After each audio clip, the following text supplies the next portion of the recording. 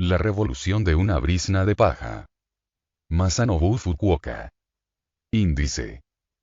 Introducción. Primera parte. Mirad este grano. Nada en absoluto. Regresando al campo. Hacia una agricultura del no hacer. Regresando a la fuente. Una razón por la que la agricultura natural no se ha extendido. La humanidad no conoce la naturaleza. Segunda parte. Los 4 principios de la agricultura natural. Cultivando entre las malas hierbas. Cultivando con paja. Cultivando arroz en un campo sin inundar. Árboles frutales. La tierra del vergel. Cultivando hortalizas como plantas silvestres. Las condiciones para el abandono de los productos químicos. Los límites del método científico. Tercera parte. Un agricultor que habla claro. Una solución modesta para un problema difícil. El fruto de los tiempos difíciles. La comercialización de los alimentos naturales. La agricultura comercial fracasará. ¿A quién beneficia la investigación? ¿Qué es el alimento humano? Una muerte compasiva para la cebada. Simplemente sirve a la naturaleza y todo irá bien. Varias escuelas de agricultura natural. Cuarta parte. Confusiones sobre la alimentación. El mandala de la alimentación natural.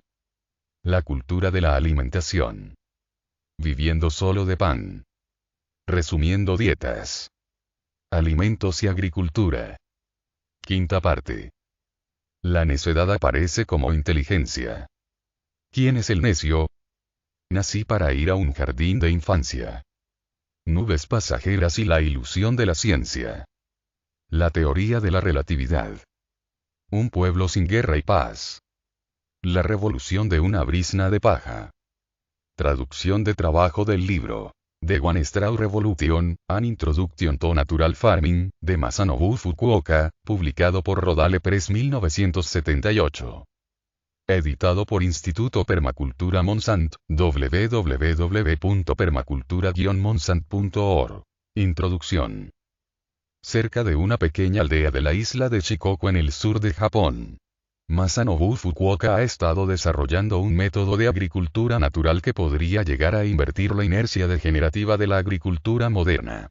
La agricultura natural no necesita maquinaria ni productos químicos y muy poco de cervaje. El señor Fukuoka no labra el suelo ni utiliza compost. No retiene el agua en sus campos de arroz a lo largo de la estación de crecimiento tal como lo han hecho durante siglos los cultivadores de arroz en Oriente a lo largo del mundo. El suelo de sus campos no ha sido labrado desde hace 25 años, y sin embargo sus rendimientos se equiparan a los de las explotaciones japonesas más productivas. Su método de agricultura requiere menos labor que cualquier otro. No causa contaminación, no necesita combustibles fósiles. Cuando empecé a oír hablar del señor Fukuoka era escéptico. ¿Cómo podía ser posible obtener altos rendimientos cada año con cultivo de arroz y cereales de invierno simplemente esparciendo las semillas sobre la superficie de un campo sin labrar? Tenía que haber algo más. Durante varios años he estado viviendo con un grupo de amigos en una granja de las montañas del norte de Kioto. Nosotros utilizábamos los métodos tradicionales de la agricultura japonesa para cultivar arroz, centeno, cebada, soja y varias hortalizas. Los visitantes de nuestra granja a menudo hablaban del trabajo del señor Fukuoka. Ninguna de las personas había estado el tiempo suficiente en su explotación para aprender los detalles de su técnica, pero estas conversaciones excitaron mi curiosidad. Cada vez que había un periodo de descanso en nuestro programa de trabajo viajaba a otras partes del país deteniéndome en explotaciones comunes realizando trabajos eventuales a lo largo del camino. En una de estas excursiones visité la explotación del señor Fukuoka para conocer por mí mismo su trabajo. No estoy muy seguro de cómo esperaba que fuese, pero después de haber oído hablar tanto sobre este gran profesor me sorprendió algo el que vistiese las ropas y calzado del agricultor japonés corriente. Sin embargo, su blanca barba y su forma de ser vigilante y segura le conferían la apariencia de una persona poco corriente. Me quedé durante varios meses en la explotación del señor Fukuoka. Durante esta primera visita trabajamos en los campos y en el vergel de cítricos. Allí, durante las discusiones nocturnas con otros trabajadores, estudiantes en una cabaña con paredes de barro, se me hicieron claros gradualmente los detalles del método del señor Fukuoka y su filosofía inherente. El vergel del señor Fukuoka está localizado en una ladera orientada hacia la bahía de Matsuyama. Esta es la montaña donde viven y trabajan sus estudiantes. Muchos de ellos llegan con la mochila a sus espaldas sin saber lo que les espera. Se quedan durante unos cuantos días o algunas semanas, y desaparecen de nuevo montaña abajo. Pero generalmente queda un núcleo de 4 o 5 estudiantes que han permanecido allí alrededor de un año. A lo largo de los años, mucha gente, tanto hombres como mujeres, han venido y se han quedado a trabajar. No hay comodidades modernas. El agua fresca se transporta en cubos desde el manantial, los alimentos se cocinan en un hogar de leña, y la iluminación se obtiene de velas y lámparas de queroseno. La montaña es rica en plantas silvestres y hortalizas. De los ríos cercanos se pueden obtener peces y crustáceos, y del mar interior de las islas distante unos pocos kilómetros, algas marinas. Los trabajos varían según la estación y el clima. El día de trabajo comienza a las 8, hay una hora para el almuerzo, 2 o 3 horas en los cálidos días de verano, los estudiantes regresan del trabajo a sus cabañas justo antes del anochecer. Además de los trabajos agrícolas, están las tareas domésticas del acarreo del agua, cortar leña, cocinar, preparar el baño caliente, cuidar las cabras, alimentar las gallinas y recoger sus huevos, vigilar las colmenas, reparar y ocasionalmente construir nuevas cabañas y preparar miso, pasta de soja, y tofu, cuajada de leche de soja. El señor Fukuoka aporta mensualmente 10.000 yen, cerca de 4.000 pesetas, para cubrir los gastos de manutención de toda la comunidad. Estos consisten en su mayor parte en la adquisición de salsa de soja, aceite vegetal y otros artículos que no se pueden fabricar a pequeña escala. Para el resto de sus necesidades, los estudiantes deben contar enteramente con los productos que cultivan, los recursos de la zona y su propio ingenio. El señor Fukuoka tiene expresamente a sus estudiantes viviendo de esta forma semi-primitiva tal como él la practica desde hace muchos años, porque cree que este tipo de vida desarrolla la sensibilidad necesaria para practicar la agricultura según su método natural. En el área de Shikoku donde vive el señor Fukuoka, el arroz se cultiva en las llanuras costeras y los cítricos en las laderas de las montañas. La explotación del señor Fukuoka consiste en 0.6 hectáreas de campos de arroz y 6 hectáreas de mandarinos. Esto puede parecer poca cosa a un agricultor occidental, pero dado que todo el trabajo se realiza con las herramientas tradicionales japonesas, se necesita mucha labor para mantener incluso esta pequeña superficie. El señor Fukuoka trabaja con los estudiantes en los campos y en el vergel, pero nadie sabe exactamente cuándo visitará el lugar de trabajo. Parece tener el don de aparecer en los momentos en que menos se le espera. Es un hombre activo, siempre charlando sobre algún tema. Algunas veces reúne a los estudiantes para discutir el trabajo que están realizando, a menudo señalando la forma en que éste podría desarrollarse más fácil y rápidamente. Otras veces habla sobre el ciclo biológico de una mala hierba o una enfermedad fúngica del vergel, y ocasionalmente se detiene a recordar y reflexionar sobre sus experiencias agrícolas. Además de explicar sus técnicas, el señor Fukuoka también enseña las técnicas fundamentales de la agricultura. Enfatiza la importancia de cuidar bien las herramientas y nunca se cansa de demostrar su utilidad. Si algún recién llegado espera que la agricultura natural signifique que la naturaleza cuida los cultivos, mientras puede sentarse a observarla, el señor Fukuoka pronto le enseña que hay muchas cosas que tiene que saber y conocer. Estrictamente hablando, la única agricultura natural es la caza y la recolección. Hacer crecer cultivos es una innovación cultural que requiere conocimiento y esfuerzo. La diferencia fundamental es que el señor Fukuoka practica la agricultura cooperando con la naturaleza en lugar de tratar de mejorarla mediante su conquista. Algunos visitantes vienen solamente a pasar una tarde, y el señor Fukuoka les muestra pacientemente su explotación. Frecuentemente se le ve subiendo a grandes zancadas por el camino de la montaña seguido de un grupo de 10 o 15 visitantes resoplando detrás de él. Sin embargo, no ha habido siempre tantos visitantes. Durante años, mientras estaba desarrollando su método, el señor Fukuoka tuvo poco contacto con las personas de fuera de su aldea. Cuando era joven, el señor Fukuoka abandonó su hogar rural y viajó a Yokohama para seguir la carrera de microbiólogo. Se especializó en enfermedades de plantas y trabajó durante algunos años en un laboratorio como inspector agrícola de aduanas. Fue durante esta época, cuando todavía era un hombre joven de 25 años, que el señor Fukuoka pasó una experiencia que debía formar la base de su vida, y que sería el tema de este libro. La revolución de una paja. Dejó su trabajo y regresó a su aldea nativa para probar la solidez de sus ideas, aplicándolas en sus propios campos.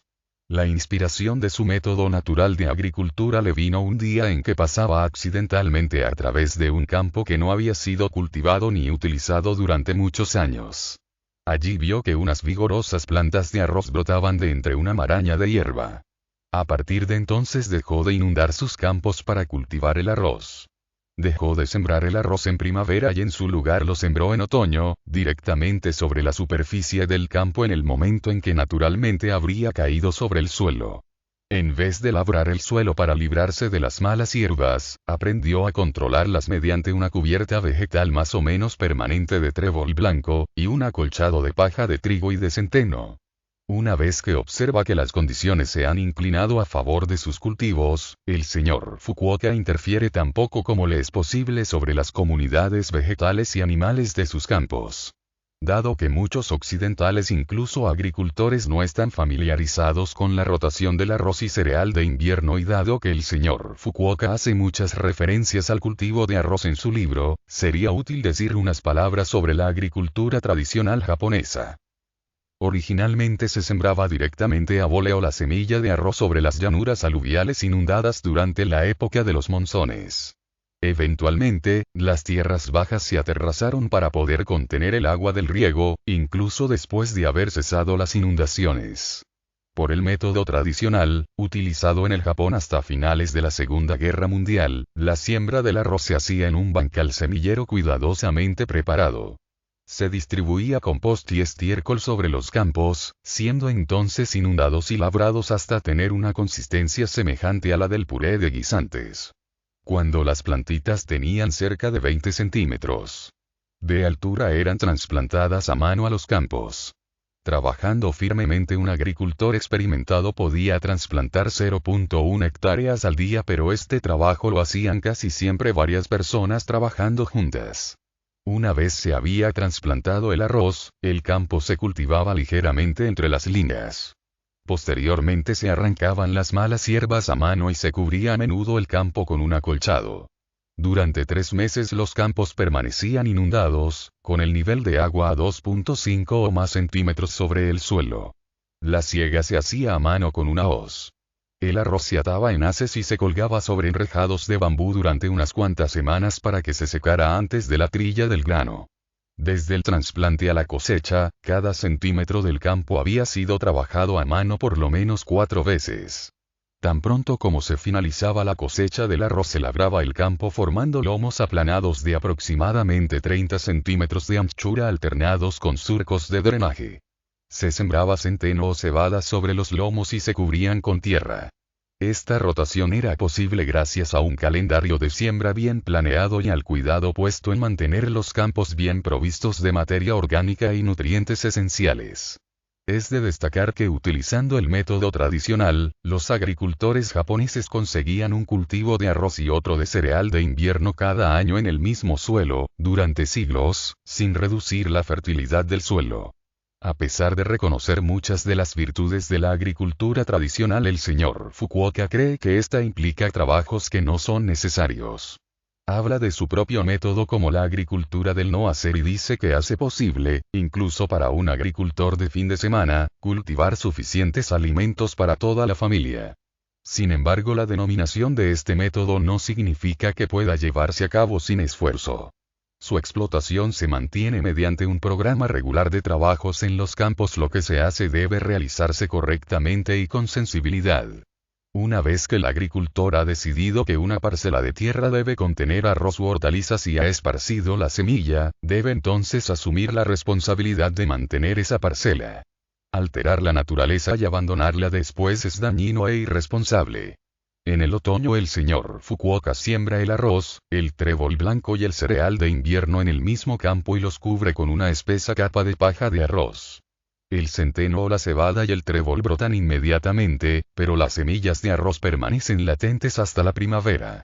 Mientras el cereal de invierno está creciendo y madurando en los campos bajos, las laderas del vergel se convierten en el centro de la actividad. La cosecha de los cítricos dura desde mediados de noviembre hasta abril. El centeno y la cebada se siegan en mayo y se esparcen sobre el campo para que se sequen durante una semana o 10 días. Entonces se trillan y se aventan, y se meten en sacos para su almacenamiento. Toda la paja se esparce sin triturar sobre los campos como acolchado. Los campos se mantienen inundados durante un corto periodo de tiempo durante las lluvias monzónicas de junio para debilitar el trébol y las malas hierbas y dar así al arroz la oportunidad de brotar a través de la capa vegetal que cubre el suelo. Una vez que se ha drenado el campo, el trébol se recupera y se extiende creciendo por debajo de las plantas de arroz en crecimiento. Desde entonces hasta la cosecha, una época de pesado trabajo para el agricultor tradicional, las únicas labores en los campos de arroz del señor Fukuoka son las de conservación de los canales de drenaje y las de secar la hierba de los estrechos caminos entre los campos. El arroz se cosecha en octubre. Las gavillas se cuelgan para que se sequen y luego son trilladas. La siembra de otoño se finaliza justo antes de que las variedades tempranas de mandarinas estén maduras y listas para su cosecha. El señor Fukuoka cosecha entre 4.900 y 5.800 kilogramos de arroz por hectárea. Esta producción es aproximadamente la misma que se obtiene según el método tradicional o el método químico en su región. El rendimiento de su cosecha de cereal de invierno es frecuentemente mayor que el de los agricultores que emplean las técnicas tradicionales o las técnicas químicas, utilizando ambas el método de cultivo a base de lomos y surcos. Los tres métodos, natural, tradicional y químico, dan rendimientos similares, pero difieren marcadamente en su efecto sobre el suelo. El suelo en los campos del señor Fukuoka mejora con cada estación. Durante los últimos 25 años, desde que dejó de labrar el suelo, sus campos han mejorado en fertilidad, estructura y en su habilidad de retener el agua. Siguiendo el método tradicional, el estado del suelo a lo largo de los años permanece sin variación, el agricultor obtiene cosechas proporcionales a la cantidad de compost y estiércol que incorpora. El suelo en los campos del agricultor que emplea los métodos químicos se vuelve inanimado y se agota su fertilidad natural en muy poco tiempo.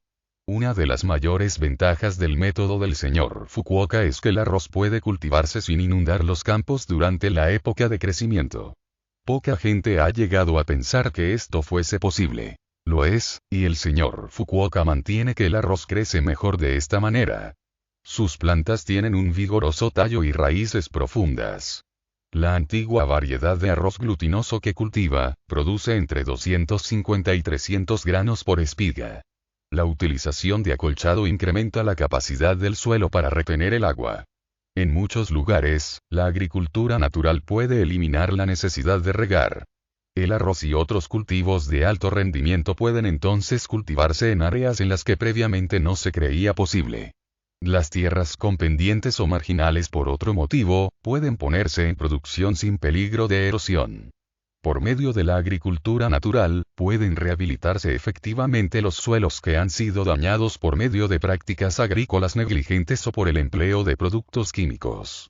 Las enfermedades y los insectos causantes de plagas están presentes en los campos en el vergel, pero las cosechas no son nunca devastadas.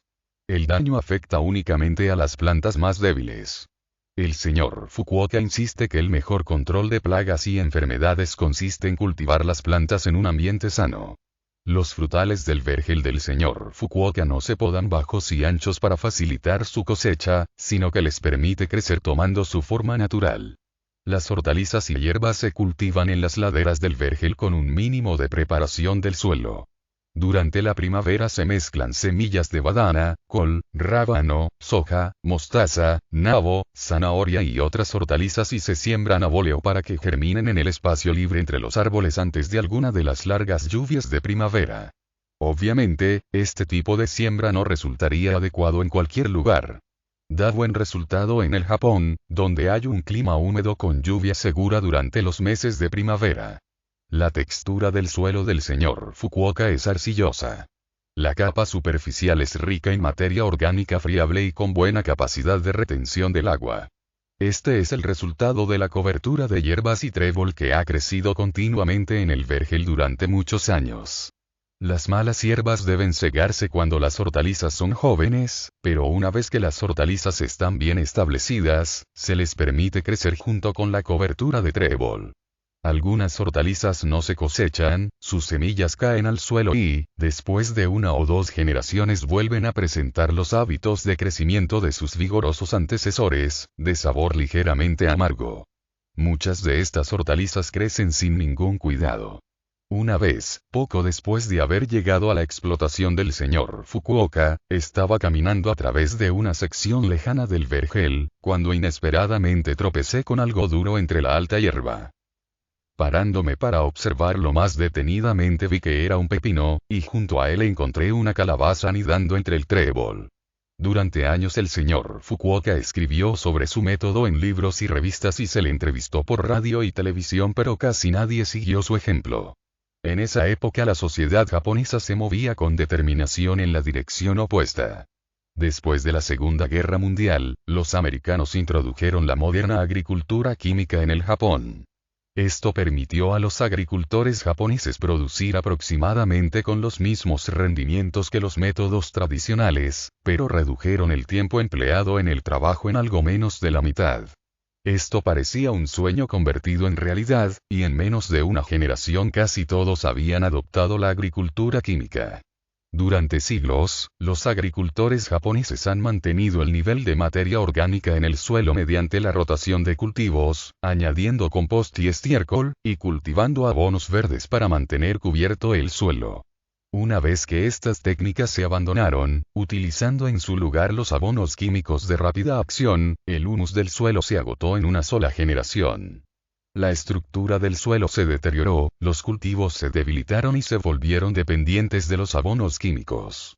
Para compensar la reducción en trabajo humano y animal, el nuevo sistema destruía las fértiles reservas del suelo. Durante los últimos 40 años, el señor Fukuoka ha observado con indignación la degeneración tanto de la tierra como de la sociedad japonesa. Los japoneses siguieron ciegamente el modelo americano de desarrollo económico e industrial, la población se trasladaba a medida que los agricultores emigraban del campo a las crecientes áreas industriales. La aldea rural donde nació el señor Fukuoka y donde su familia vivió durante 1400 o más años, ahora está en el límite de los suburbios en expansión de la ciudad de Matsuyama. Una carretera nacional con sus fragmentos de botellas de sake y su basura, pasa a través de los campos de arroz del señor Fukuoka. A pesar de que él no identifica su filosofía con ninguna secta u organización religiosa en particular, la terminología y métodos del señor Fukuoka están fuertemente influenciados por el budismo zen y el taoísmo. A veces también cita párrafos de la Biblia, y presenta puntos de la filosofía y teología judeo-cristiana para ilustrar lo que está diciendo, o para estimular la discusión. El señor Fukuoka cree que la agricultura natural procede de la salud espiritual del individuo. Considera que el sanar la tierra y la purificación del espíritu humano son un mismo proceso y propone un tipo de vida y de agricultura por medio del cual puede tener lugar este proceso. Es poco realista pensar que en el curso de su vida en las condiciones actuales, el señor Fukuoka podrá contemplar su visión llevada a la práctica. Incluso después de más de 30 años sus técnicas están todavía en evolución. Su gran contribución es demostrar que el proceso diario de establecer la salud espiritual puede traer una transformación práctica y beneficiosa del mundo. Hoy día el reconocimiento general de los peligros a largo plazo de la agricultura química ha renovado el interés de los métodos alternativos de agricultura. El señor Fukuoka ha surgido como un portavoz autorizado de la revolución agrícola en el Japón. Desde la publicación de la Revolución de una brizna de paja en octubre de 1975, el interés por la agricultura natural se ha difundido rápidamente entre la población japonesa. Durante el año y medio que trabajé en la explotación del señor Fukuoka viajé frecuentemente a mi explotación en Kioto. Allí todos estaban ansiosos de poner en práctica este nuevo método y gradualmente nuestra tierra fue convirtiéndose a la agricultura natural. Además del arroz y la cebada de la rotación tradicional también cultivamos trigo sarraceno, patatas, maíz y soja siguiendo el método del señor Fukuoka. Para plantar maíz y otros cultivos en hilera, que crecen lentamente, hacemos un agujero en el suelo con un palo o un trozo de bambú y ponemos una semilla en cada hoyo. Nosotros asociamos el maíz con soja siguiendo el mismo método o cubriendo las semillas con arcilla y esparciéndolas sobre el campo. Entonces segamos la cobertura vegetal de hierba y trébol blanco y cubrimos el campo con paja. El trébol rebrotará, pero solamente después de que el maíz y la soja estén bien establecidos. El señor Fukuoka nos pudo ayudar haciendo algunas sugerencias, pero tuvimos que ajustar el método mediante ensayos y errores a nuestras condiciones locales y cultivos. Sabíamos desde el comienzo que tardaría más de algunas estaciones, tanto para la tierra como para nuestro espíritu, cambiar a la agricultura natural. La transición se ha convertido en un proceso continuo. Larry Korn. Mirad este grano. Creo que esta brizna de paja puede originar una revolución. A primera vista, esta paja de arroz puede parecer ligera e insignificante. Difícilmente nadie puede creer que puede ser el origen de una revolución. Pero yo he llegado a darme cuenta del peso y el poder de esta paja. Para mí esta revolución es muy real. Observa estos campos de centeno y cebada. Cuando hayan madurado rendirán cerca de 5.900 kilogramos de grano por hectárea. Creo que esta producción iguala la mayor producción de la prefectura de Ehime. Y si iguala la mayor producción de la prefectura de Ehime puede fácilmente igualarse a la producción máxima obtenida en el país ya que Ehime es una de las mejores regiones agrícolas del Japón. Y sin embargo estos campos no han sido labrados desde hace 25 años. Para la siembra, simplemente esparzo abole o centeno o cebada por estos campos durante el otoño, mientras el arroz todavía está en pie. Unas semanas más tarde cosecho el arroz y esparzo su paja sobre los campos. Es lo mismo para la siembra del arroz. Estos cereales de invierno se cosecharán hacia el 20 de mayo. Cerca de 2 semanas antes de que hayan madurado completamente siembro abole o la semilla de arroz entre el centeno y la cebada. Después de que los cereales de invierno han sido cosechados y los granos trillados, esparzo la paja de cebada y centeno sobre el campo. Supongo que la utilización de este método para sembrar arroz y cereales de invierno es único para este tipo de cultivos, pero todavía hay un método más fácil. Mientras nos acercamos al próximo campo dejadme señalar que el arroz que allí crece fue sembrado el otoño pasado al mismo tiempo que el cereal de invierno. La siembra de todo el año se finalizó en este campo antes de Nochevieja. Notarás también que en los campos crece también trébol blanco y malas hierbas. El trébol se sembró entre el arroz a principios de octubre poco antes que el centeno y la cebada. No es necesario sembrar las malas hierbas, se siembran ellas mismas bastante fácilmente. Así el orden de siembra en este campo es el siguiente. A principios de octubre se sembró trébol abóleo entre el arroz. Los cereales de invierno se sembraron unos días después, a mediados de octubre. A principios de noviembre se cosecha el arroz, y a continuación, se siembra el arroz del próximo año y se esparce la paja sobre el campo. El centeno y la cebada que ves enfrente tuyo fueron cultivados de esta forma. El trabajo necesario para cultivar arroz y cereales en un campo de 10 áreas, 1000 m2, pueden hacerlo 1 o 2 personas en cuestión de pocos días. Parece improbable que pueda haber una forma más simple de cultivar cereales. Este método contradice completamente las técnicas de la agricultura moderna. Echa por la ventana tanto el conocimiento científico como el de la agricultura tradicional. Con este tipo de agricultura, que no utiliza maquinaria ni abonos químicos o pesticidas, es posible obtener una cosecha igual o mayor que la explotación media japonesa. La prueba está madurando delante de vuestros ojos.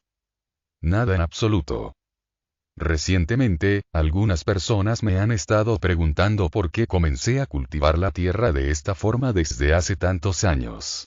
Hasta ahora nunca he discutido este tema con nadie. Se podría decir que no había nada que comentar sobre ello. Fue simplemente, como podría expresarlo, un shock, un destello, una pequeña experiencia la que constituyó el punto de partida. Esta intuición cambió completamente mi vida. No es algo que pueda decirse con palabras, pero puede ser expresado de una forma semejante a esta.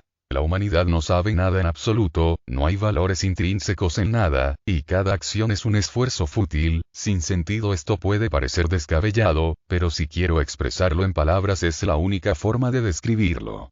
Este pensamiento se desarrolló súbitamente en mi cerebro cuando era todavía bastante joven. No sabía si esta intuición de que todo el entendimiento y esfuerzo humanos no son de provecho era válida o no, pero si examinaba estos pensamientos y trataba de desecharlos, no podía encontrar dentro de mí nada para contradecirlos. Solamente la creencia de que esto era cierto ardía en mi interior. Generalmente se piensa que no hay nada más espléndido que la inteligencia humana, que los seres humanos son criaturas de un valor especial y que sus creaciones y conocimientos, tal como se reflejan en la cultura y la historia, son maravillosos. De todas formas, esta es la gran creencia común. Dado que lo que yo estaba pensando era una negación de lo anterior, era incapaz de comunicar mi opinión a nadie. Eventualmente decidí dar forma a mis pensamientos, ponerlos en práctica y así determinar si mis ideas eran verdaderas o falsas. Pasar mi vida trabajando la tierra cultivando arroz y cereales de invierno, este fue el camino que decidí emprender. ¿Y cuál fue la experiencia que cambió mi vida? Hace 40 años, cuando yo tenía la edad de 25, trabajaba en el departamento de aduanas de Yokohama en la sección de inspección de plantas. Mi trabajo principal consistía en inspeccionar las plantas que entraban o salían del país para detectar posibles insectos portadores de enfermedades. Tuve la fortuna de disponer de gran cantidad de tiempo libre, que pasaba en el laboratorio efectuando investigaciones relacionadas con mi especialidad en fitopatología. Este laboratorio estaba situado cerca del Parque Yamate y sobremiraba el puerto de Yokohama desde el acantilado. Directamente enfrente del edificio estaba la escuela católica, y al este estaba la escuela Ferris para muchachas. Era un lugar muy tranquilo, el ambiente perfecto para dedicarse a la investigación. El investigador del laboratorio de fitopatología era Ichi Kurosawa. Yo había estudiado fitopatología con Makoto, que era un profesor de la escuela Hifu de agricultura, y había estudiado con Sueiko Igata del Centro de Experimentación Agrícola de la prefectura de Okayama. Fui afortunado en ser alumno del profesor Kurosawa. A pesar de que este era bastante desconocido en el mundo académico, fue el investigador que aisló y propagó en cultivo el hongo que causa la enfermedad bacana en el arroz. Fue el primero en extraer una hormona de crecimiento para las plantas, la giberelina, del cultivo del hongo. Esta hormona, cuando es absorbida en pequeña cantidad por las jóvenes plantas del arroz, tiene la particularidad de causar que la planta crezca normalmente alta. Sin embargo, cuando se utiliza en exceso produce la reacción opuesta, ocasionando el retraso en el crecimiento de la planta. Nadie prestó mucha atención a este descubrimiento en el Japón, pero en el extranjero se convirtió en un tema de activa investigación. Poco después un americano utilizó la giberelina para la obtención de la uva sin semilla. Yo consideraba a Kurosawa-san, san es un título formal para dirigirse en Japón. Tanto a hombres como a mujeres, como a mi propio padre, y bajo su dirección, construí un microscopio de disección y me dediqué a la investigación de enfermedades causantes de gomosis en troncos, ramas y frutos de cítricos americanos y japoneses. Mirando a través del microscopio observé cultivos de hongos, crucé varios de ellos y creé nuevas variedades causantes de enfermedades. Estaba fascinado con mi trabajo. Dado que este requería una concentración profunda sostenida, había veces que caía inconsciente mientras trabajaba en el laboratorio. Esta era también la época de los altos espíritus juveniles, y yo no pasaba todo el tiempo encerrado en el laboratorio de investigación. Vivía en la ciudad portuaria de Yokohama, lugar inmejorable para divertirse y pasar un buen rato. Fue durante este tiempo que ocurrió el siguiente episodio. Atento y con la cámara en la mano, estaba paseando por el muelle cuando divisé una hermosa mujer. Pensando que sería un buen motivo para una fotografía, le pedí que posase para mí. Le ayudé a subir a la cubierta de un barco extranjero y le pedí que mirase en esta o aquella dirección mientras le fotografiaba. Ella me pidió que le enviase copias de las fotos cuando estuviesen reveladas. Cuando le pregunté dónde debía enviárselas, respondió simplemente a Ofuna y se fue sin mencionar su nombre. Después de haber revelado el carrete, le enseñé las fotos a un amigo y le pregunté si la reconocía. Este dijo sorprendido: es Mieko Takamine, la famosa estrella de cine. E inmediatamente le envié a ella, a la ciudad de Ofuna, 10 fotografías ampliadas. Antes de que transcurriese mucho tiempo recibí de nuevo las fotos por correo, autografiadas. Sin embargo, faltaba una. Pensando sobre ello más adelante me di cuenta que esta era un perfil que le había tomado de cerca y que probablemente mostraba algunas arrugas en su rostro. Yo estaba encantado y sentí que había cogido un reflejo del alma femenina. Otras veces, a pesar de ser tosco y desmañado, frecuentaba una sala de baile en el área de Nankingai. Una vez vi allí a la popular cantante Noriko Awaya y le pedí un baile. Nunca podré olvidar lo que sentí durante este baile porque estaba tan desbordado por su enorme cuerpo que incluso no podía poner mi brazo alrededor de su cintura. En cualquier caso, yo era un hombre muy ocupado y afortunado, transcurriendo mis días admirando el mundo de la naturaleza revelado a través del ocular de mi microscopio, impresionado entre la similitud entre este diminuto mundo y el gran mundo del universo infinito. Por las noches, acompañado o solo, salía a divertirme. Creo que fue este tipo de vida sin sentido, junto con la fatiga del exceso de trabajo, lo que finalmente condujo a mis desmayos en el laboratorio de investigación. La consecuencia de todo ello fue que contraje una pulmonía aguda y fui colocado en la habitación de tratamiento de pneumotórax en el último piso del hospital de la policía. Era invierno y a través de un cristal roto, el viento introducía remolinos de nieve alrededor de la habitación. Se estaba caliente debajo de las mantas, pero mi cara parecía de hielo. La enfermera me tomaba la temperatura y desaparecía al instante. Como era una habitación privada, la gente raramente entraba. Sentí como si hubiese sido colocado en el severo frío del exterior, y de repente me sumergí en un mundo de abandono y soledad. Me encontré de cara a cara con el temor a la muerte. Cuando ahora pienso en ello, parece un temor sin sentido, pero en aquel tiempo lo tomé seriamente. Fui finalmente dado de alta en el hospital, pero no podía salir de mi depresión. Hasta entonces, en que había depositado mi confianza, había vivido despreocupado y satisfecho, pero ¿cuál era la naturaleza de mi complacencia? Estaba en una agonía de dudas sobre la naturaleza de la vida y la muerte. No podía dormir ni concentrarme en el trabajo. Tampoco podía encontrar alivio en las caminatas nocturnas por la colina y el puerto. Una noche, mientras caminaba por una colina que dominaba el puerto, me desplomé exhausto y somnoliento contra el tronco de un gran árbol. Permanecí allí, ni dormido ni despierto, hasta el amanecer. Todavía puedo recordar que era la mañana del 15 de mayo. Deslumbrado, contemplé el amanecer sobre el puerto, pero de alguna forma sin verlo. A medida que la brisa subía hacia la cumbre de la colina, la niebla matinal desapareció de repente. Justo en ese momento apareció una garza nocturna, dio un fuerte graznido y desapareció perdiéndose en la distancia. Podía oír su aleteo. En un instante desaparecieron todas mis dudas y la niebla sombría de mi confusión. Todo aquello que había mantenido con firme convicción, todo lo que ordinariamente había confiado, fue barrido por el viento. Noté que solamente entendía una cosa. Sin ser consciente de ello, estas palabras salieron de mis labios. En este mundo no hay nada en absoluto. Sentí que no comprendía nada. No comprender nada en este sentido es reconocer la insuficiencia del conocimiento intelectual. Pude ver que todos los conceptos sobre los que me había apoyado, incluso de la misma noción de existencia, eran fabricaciones vacías. Mi espíritu se aligeró e iluminó. Estaba bailando locamente de alegría. Podía oír el piar de los pequeños pájaros en los árboles y ver resplandecer a las distantes olas bajo el sol del amanecer. Las hojas bailaban verdes, centelleantes. Sentí que esto era el verdadero paraíso sobre la tierra.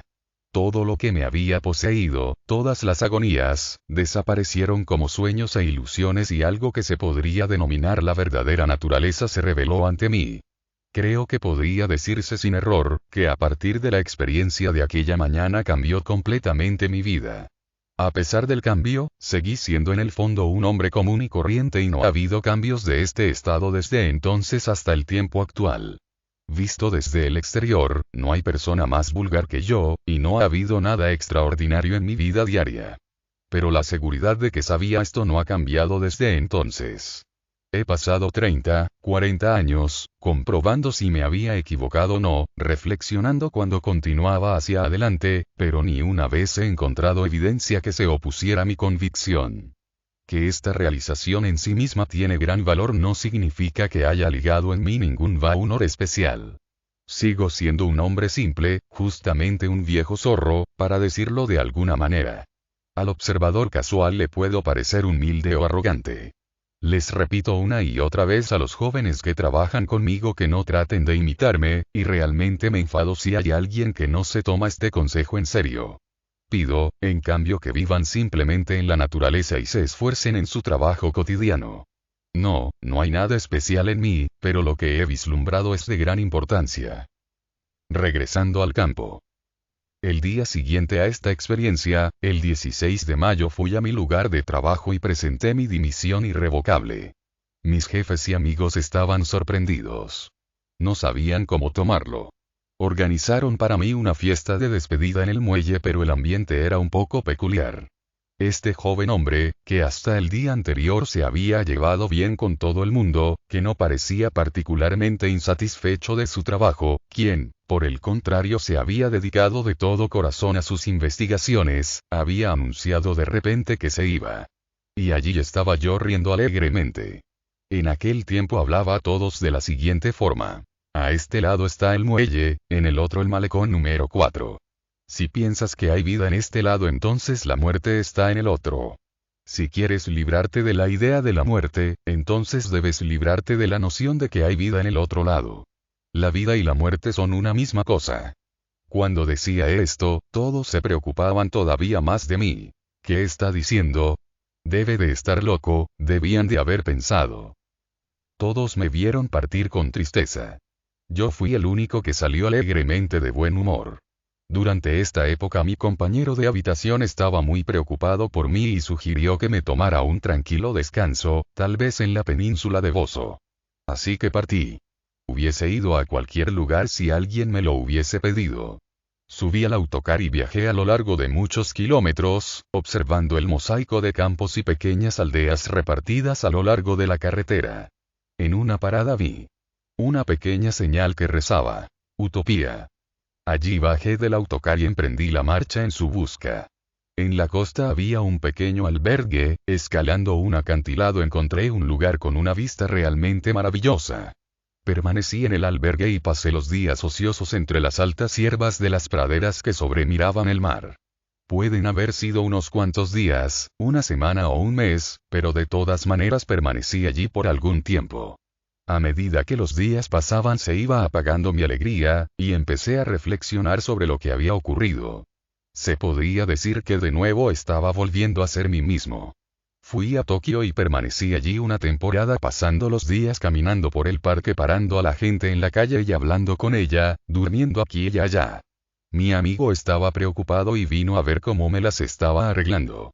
¿No estás viviendo en un mundo imaginario, en un mundo de ilusión?, me preguntó. No le respondí. Eres tú el que está viviendo en un mundo imaginario. Ambos pensábamos. Yo estoy bien y tú vives en un mundo irreal. Cuando mi amigo se despedía yo le contesté algo parecido a: no digas adiós, partir es justamente partir. Mi amigo parecía haber perdido toda esperanza. Abandoné Tokio, viajé a través del área de Kansai y llegué tan lejos como Kobusu. Me estaba divirtiendo deslizándome de un lugar a otro con la brisa. Reté a mucha gente con mi convicción de que nada tiene sentido ni valor, que todo regresa a la nada. Pero esto era demasiado poco para que el mundo de cada día lo comprendiese. No había ninguna posibilidad de comunicación. Yo solamente podía pensar en este concepto de la no utilidad como algo de gran beneficio a la humanidad, particularmente a la humanidad actual que se mueve tan rápidamente en dirección opuesta. Entonces viajaba con la intención de llevar la palabra por todo el país. El resultado fue que a cualquier sitio que iba era tomado por un excéntrico. Así que regresé a la explotación de mi padre en el campo. Mi padre cultivaba mandarinos y yo me instalé en una cabaña en la montaña y empecé a vivir una vida muy simple y primitiva. Pensé que si aquí como cultivador de mandarinas y cereales, podía realmente demostrar mis pensamientos, el mundo los reconocería como ciertos. En vez de ofrecer cientos de explicaciones, ¿no sería el mejor método poner en práctica esta filosofía? Mi método del no hacer para cultivar la tierra comenzó con este pensamiento. Era el 13º año del reino del presente emperador, 1930. Me instalé en la montaña y todo fue bien hasta el momento en que mi padre me confió los árboles de fruta del vergel.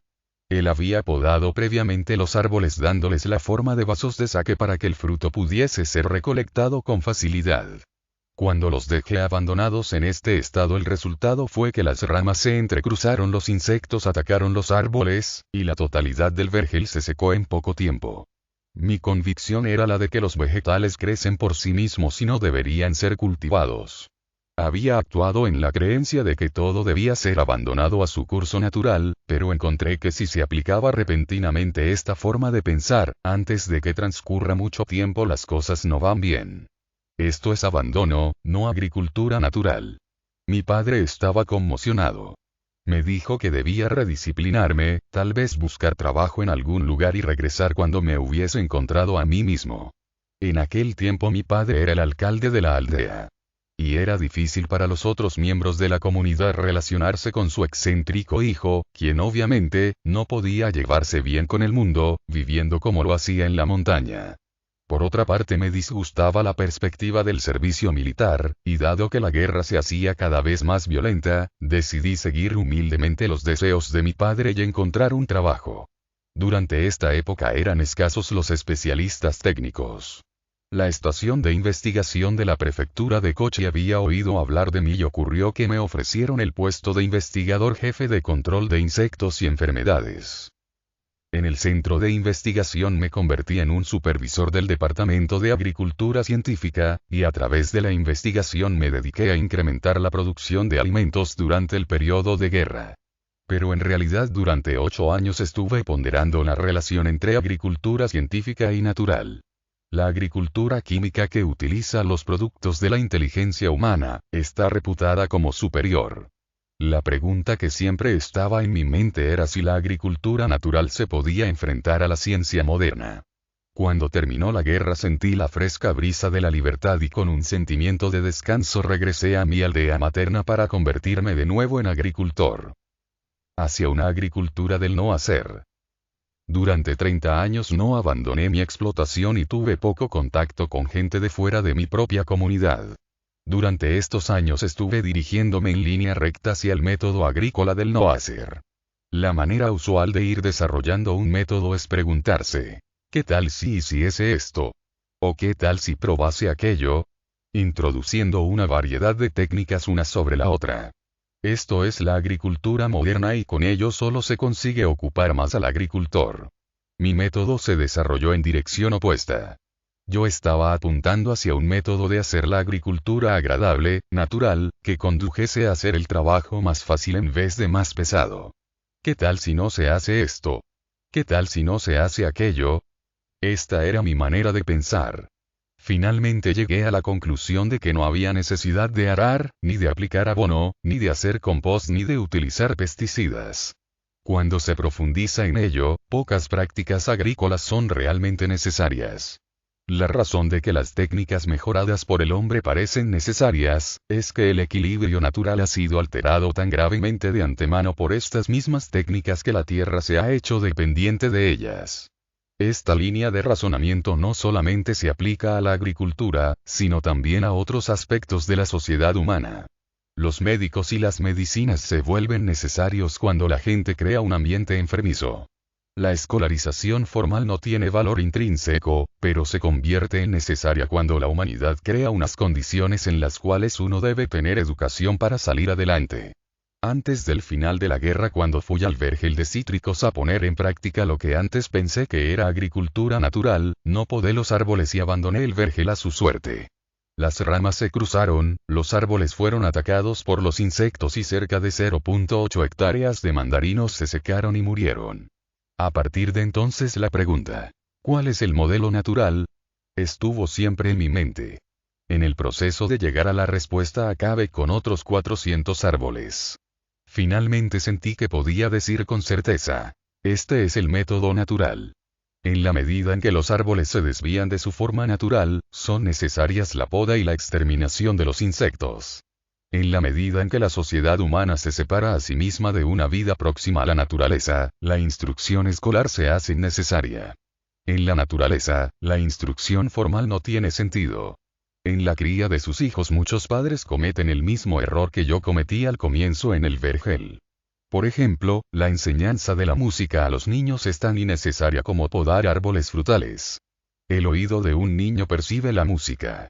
El murmullo de un arroyo, el sonido del croar de las ranas a la orilla del río, el susurro de las hojas en el bosque, todos estos sonidos naturales son música. Pero cuando una variedad de sonidos molestos penetra y confunde el oído, la apreciación pura y directa del niño degenera. Si se le deja que continúe este camino, el niño será incapaz de sentir la llamada de un pájaro o el sonido del viento como canciones. Esto es por lo que se cree que la instrucción musical es beneficiosa para el desarrollo del niño. El niño que es criado con un oído puro puede no ser capaz de tocar las baladas populares con el violín o el piano, pero no creo que esto tenga nada que ver con la habilidad de oír la verdadera música o cantar. Es cuando el niño tiene el corazón lleno de música que puede decirse que está dotado musicalmente. Casi todo el mundo cree que lo natural es algo bueno. Pero pocos pueden comprender la diferencia entre natural y no natural. Si una sola yema de un árbol frutal es cortada con unas tijeras, esto puede provocar un desequilibrio que no podrá ser corregido. Cuando las ramas crecen de acuerdo con su forma natural, se extienden alternativamente alrededor del tronco y las hojas reciben uniformemente la luz solar. Si se rompe la secuencia, las ramas entran en conflicto, se ponen unas encima de otras, se enredan, las hojas se marchitan en los lugares en los que el sol no puede penetrar. Esto da origen a que los insectos causen daños. Si el árbol no se poda el año siguiente, todavía aparecerán más ramas secas. Los seres humanos con su entrometimiento hacen algo equivocado, dejan el daño sin remediar, y cuando se acumulan los resultados adversos trabajan con toda su alma para corregirlos. Cuando las acciones correctivas parecen tener éxito, entonces consideran estas medidas como espléndidos logros. La gente hace esto una y otra vez. Es como si un loco saltase sobre su tejado a reparar el daño, alegrándose al final por haber conseguido un remedio milagroso. Pasa lo mismo con el científico. Lee libros día y noche, forzando sus ojos y convirtiéndose en miope. Si te preguntas en qué ha estado trabajando todo el tiempo, ves que era para convertirse en inventor de las lentes correctoras de la miopía. Regresando a la fuente. Apoyándome en el largo mango de mi guadaña, detengo mi trabajo en el vergel y observo las montañas y la ladera a mis pies. Me pregunto cómo es que la filosofía de la gente ha comenzado a cambiar más rápidamente que las estaciones. El camino que he seguido, este sistema de agricultura natural, que choca a la mayoría de la gente como extraño, fue primero interpretado como una reacción contra el adelanto y el precipitado desarrollo de la ciencia. Pero todo lo que he estado haciendo, mientras trabajaba aquí la tierra, es tratar de demostrar que la humanidad no sabe nada. Porque el mundo se está moviendo con tan furiosa energía en la dirección opuesta, puede parecer que yo he regresado a los tiempos primitivos, pero creo firmemente que el camino que he estado siguiendo es el más sensato. Durante los últimos años ha crecido considerablemente el número de gente interesada en agricultura natural. Parece que se ha alcanzado el límite del desarrollo científico, han comenzado a sentirse dudas y ha llegado el tiempo de la reevaluación. Lo que se consideraba primitivo y atrasado inesperadamente, se ve ahora muy avanzado ante la ciencia moderna. Esto puede parecer extraño al comienzo, pero yo no lo encuentro extraño en absoluto. Recientemente he discutido este tema con el profesor Linuma, de la Universidad de Kioto. Hace 1000 años se practicaba en el Japón la agricultura sin arar la tierra, y no fue hasta la era Tokugawa hace 300, 400 años, que se introdujo el laboreo superficial. El laboreo profundo llegó al Japón con la agricultura occidental. Yo le dije que para resolver los problemas del futuro, la próxima generación volvería a la agricultura sin laboreo. Cultivar un campo sin labrarlo puede parecer al comienzo como un regreso a la agricultura primitiva, pero a lo largo de los años este método ha demostrado, en laboratorios de universidades, centros de experimentación agrícola a través del país, ser el más simple, eficiente y actual de todos los métodos. A pesar de que este sistema de cultivar la tierra rechaza la ciencia moderna, ahora se ha colocado al frente del moderno desarrollo agrícola. Yo presenté esta siembra directa sin laboreo y sucesión de cereal de invierno y arroz en revistas agrícolas desde hace 20 años. Desde entonces apareció a menudo en publicaciones y fue presentado al ciudadano corriente muchas veces en programas de radio y televisión, pero nadie le prestó mucha atención. Ahora de repente es una historia completamente diferente. Se podría decir que la agricultura natural se ha puesto de moda.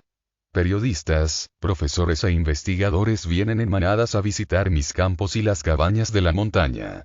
Gente diferente lo ve desde puntos de vista diferentes, hace sus propias interpretaciones, y entonces se van. Unos ven este tipo de agricultura como primitiva, otros como subdesarrollada, algún otro la considera el pináculo de los logros agrícolas, un cuarto la saluda como el descubrimiento del futuro. En general la gente solo está interesada en saber si este tipo de agricultura es un adelanto hacia el futuro o un restablecimiento de los tiempos pasados. Pocos son capaces de comprender que la agricultura natural surge del centro inmóvil e incambiable del desarrollo agrícola. En la medida en que la gente se separa de la naturaleza, gira más y más lejos de este centro. Al mismo tiempo se manifiesta un efecto centrípeto y se origina un deseo de retornar a la naturaleza. Pero si la gente meramente queda atrapada en la reacción, moviéndose a derecha e izquierda dependiendo de las condiciones, el resultado es que solamente se desarrolla mayor actividad. El inmóvil punto de origen, que está fuera del reino de la relatividad, es pasado por alto, inadvertido. Yo creo que incluso actividades como el regreso a la naturaleza o la lucha contra la contaminación, no importa cuán loables sean, no están moviéndose hacia una verdadera solución, y se llevan a cabo solamente como reacción al sobredesarrollo originado por la época actual. La naturaleza no cambia, pero sin embargo invariablemente cambia con el tiempo la forma de mirarla. No importa la época, la agricultura natural existe desde siempre como fuente de la agricultura. Una razón por la que la agricultura natural no se ha extendido.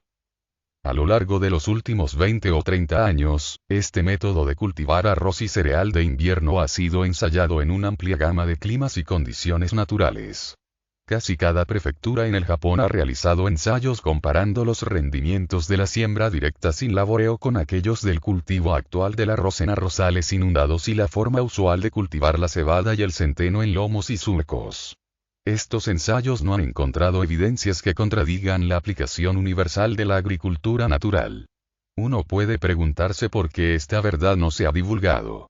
Yo creo que una de las razones es que el mundo se ha especializado tanto que se ha convertido en imposible para la gente comprender nada en su totalidad. Por ejemplo, un experto en prevención de daños por insectos del Centro de Ensayos de la Prefectura de Kochi vino a inquirir por qué había tan pocas cicadelas del arroz en mis campos a pesar de que no había usado insecticidas. Después de investigar el hábitat, el balance entre los insectos y sus enemigos naturales, la velocidad de propagación de las arañas, etc., se encontró que las cicadelas eran tan escasas en mis campos como los del centro, que habían sido rociados innumerables veces con una gran variedad de productos químicos mortíferos. También se sorprendió el profesor de encontrar que mientras eran escasos los insectos dañinos, sus depredadores eran más numerosos en mis campos que en los campos tratados con pesticidas. Entonces se le iluminó la mente y vio que los campos se mantenían en este estado por medio de un balance natural establecido entre las varias comunidades de insectos. Él reconoció que si mi método se adoptase globalmente, podría resolverse el problema de devastación de las cosechas por las cicadelas. A continuación se metió en su coche y regresó a Kochi. Pero si te preguntas si los especialistas en fertilidad del suelo o en cultivos han venido aquí, la respuesta es que no. Y si tú sugieres en una conferencia que este método, o más bien no, método, sea ensayado a gran escala, mi impresión es que la prefectura o el centro de investigación responderán: lo sentimos, es demasiado pronto para esto. Debemos primero llevar a cabo investigaciones sobre cada posible aspecto antes de dar nuestra aprobación final. Pasarían muchos años antes de que se llegase a una conclusión. Esto es lo que está ocurriendo continuamente. Especialistas y técnicos de todo Japón han venido a mi explotación. Observando los campos desde el punto de vista de su especialidad, cada uno de estos investigadores los han encontrado satisfactorios cuando no extraordinarios. Pero en los 5 o 6 años transcurridos desde que el profesor del Centro de Investigación de Kochi vino a visitar este lugar ha habido pocos cambios en su prefectura. Este año el Departamento Agrícola de la Universidad de Kinki ha establecido un proyecto de agricultura natural por el que estudiantes de diferentes departamentos vendrán aquí a desarrollar sus investigaciones. Este acercamiento puede ser un paso hacia adelante, pero tengo la impresión de que el próximo movimiento serán 2 pasos en la posición opuesta. Los expertos a menudo cortados con el mismo patrón, comentan. La idea básica del método está bien, pero ¿no sería más conveniente cosechar con máquinas? ¿O no sería mayor la producción si usase abonos o pesticidas en ciertos casos o en ciertas épocas? Siempre hay aquellos que tratan de mezclar la agricultura natural y la científica. Pero esta forma de pensar pierde el objetivo completamente. El agricultor que se mueve hacia el compromiso no puede criticar por más tiempo a la ciencia en su nivel fundamental. La agricultura natural es tranquila y fácil, e indica un retorno a la fuente de la agricultura. Un solo paso lejos de la fuente únicamente puede apartarse del camino. La humanidad no conoce la naturaleza. Últimamente he estado pensando en que debe alcanzarse un punto en que científicos, políticos, artistas, filósofos, hombres de religión y todos aquellos que trabajan en los campos deberían reunirse aquí, contemplar estos campos y discutir juntos lo que ven. Yo creo que esto es lo que debería ocurrir si la gente viese más allá de sus especialidades. Los científicos creen que pueden entender la naturaleza. Esta es la posición que toman. Porque están convencidos de que pueden entender la naturaleza, están destinados a investigarla y hacerla utilizable. Pero yo creo que el entendimiento de la naturaleza escapa a la inteligencia humana. A menudo digo a la gente joven de las cabañas de la montaña que vienen aquí a ayudar y a aprender agricultura natural, que cualquiera puede ver los árboles de la montaña. Ellos pueden ver el verdor de las hojas y el de las plantas de arroz. Creen que saben lo que es el verde. En contacto con la naturaleza día y noche, llegan a veces a pensar que la conocen. Pero cuando piensan que están empezando a entender la naturaleza, pueden estar seguros de que están en el camino equivocado.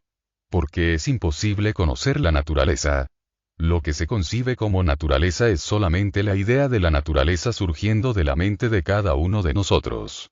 Aquellos que ven la verdadera naturaleza son los niños. La ven sin pensar directa y claramente. Incluso cuando se conocen los nombres de las plantas no se ve la naturaleza en su forma verdadera. Un objeto visto aisladamente de la totalidad no es una cosa real. Cuando especialistas en varias materias se reúnen y observan un tallo de arroz, el especialista en fitopatología solo ve los daños causados por los insectos, y el especialista en nutrición vegetal solamente ve el vigor de la planta. Esto es inevitable tal y como están las cosas ahora. Como ejemplo, le dije al profesor del Centro de Investigaciones de Kochi cuando estaba investigando la relación entre las cicadelas de arroz y las arañas en mis campos. Profesor, ya que está investigando sobre las arañas, solamente está interesado en uno de los muchos depredadores naturales de las cicadelas. Este año aparecieron arañas en grandes cantidades, pero el año pasado fueron sapos. Antes de esto fueron las ranas las que predominaron. Hay innumerables variaciones. Es imposible para la investigación especializada comprender la función de un solo depredador en un cierto momento dentro de la complejidad de las relaciones entre los insectos. Hay estaciones en las que la población de las cicadelas es baja porque hay muchas arañas. Hay veces que llueve mucho y las ranas ocasionan la desaparición de las arañas, o veces en que llueve muy poco y no aparecen ni cicadelas ni ranas.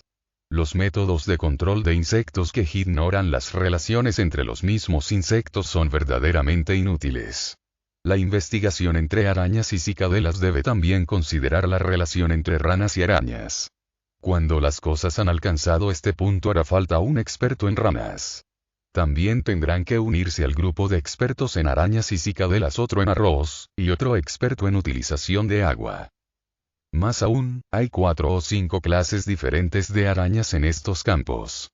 Recuerdo algunos años cuando alguien vino corriendo a casa temprano por la mañana para preguntarme si había cubierto mis campos con una red de seda o algo parecido.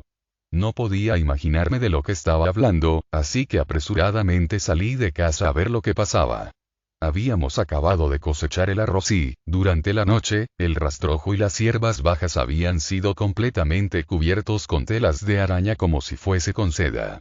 Ondeando y centelleando bajo la neblina matinal, constituían una magnífica visión. Lo maravilloso de esto es que cuando ocurre, solamente una vez cada muchos años, dura nada más que un día o dos. Si observas atentamente, ves que hay varias arañas en cada pulgada cuadrada. Hay tantas en el campo que casi no hay espacio entre ellas. En 10 áreas, ¿cuántos miles, cuántos millones deben haber? Cuando vas a ver el campo 2 o 3 días más tarde, se observa que filamentos de telarañas de varias yardas de longitud se han roto y están ondeando en el viento con 5 o 6 arañas adheridas a cada uno de ellos. Es como cuando las semillas vellosas del diente de león son transportadas por el viento. Las jóvenes arañas se adhieren a los filamentos y son enviadas navegando hacia el cielo. El espectáculo es un asombroso drama natural. Viendo esto entiendes que los poetas y artistas tendrán que unirse al grupo. Cuando se esparcen productos químicos sobre el campo, todo esto se destruye en un instante. Yo una vez pensé que no había nada malo en esparcir ceniza de madera en los campos. El resultado fue consternante. 2 o 3 días más tarde el campo estaba completamente desprovisto de arañas. Las cenizas habían causado la desintegración de los filamentos de las telarañas. ¿Cuántos miles de arañas perecieron víctimas de un simple puñado de esta aparentemente inocua ceniza? Aplicar un insecticida no es simplemente cuestión de eliminar a las cicadelas junto con sus depredadores naturales. También se afecta a otros muchos dramas esenciales de la naturaleza. El fenómeno de estos grandes enjambres de arañas, que aparecen en los campos de arroz durante el otoño y que como artistas escapistas desaparecen en una noche, no se comprende todavía. Nadie sabe de dónde vienen, cómo sobreviven el invierno, o a dónde van cuando desaparecen. Así que la utilización de productos químicos no es únicamente una cuestión que deban resolver los entomólogos.